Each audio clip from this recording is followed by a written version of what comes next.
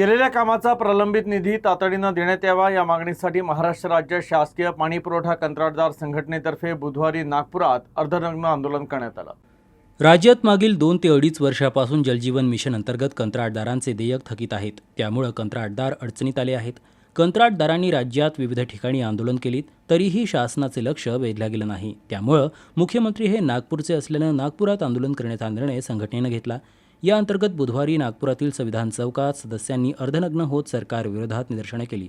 सरकारच्या धोरणामुळे आमच्यावर आत्महत्येची वेळ आल्याचा रोष व्यक्त करण्यात आला। आम्ही जलजीवन मिशनचे कामे करणारे कंत्राटदार या ठिकाणी नागपूर नगरीमध्ये जमलेलो आहोत।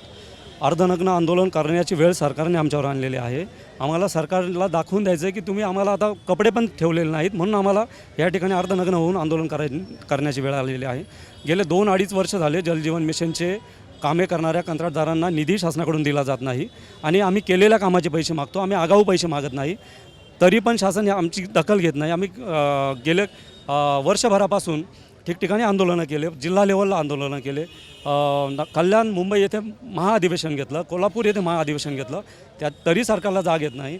हर्षल पाटील नावाच्या आमच्या कंत्राटदार बांधवांनी अक्षरशः आत्महत्या केली, त्यावेळेसही मीडियाने प्रचंड विषय उचलून धरला, तरी सरकार गांभीर्याने घेत नाही। आणि म्हणून CM साहेबांच्या शहरामध्ये त्यांना आमची दशा काय झाली ही दाखवण्यासाठी या ठिकाणी अर्धनग्न आंदोलन करत आहोत।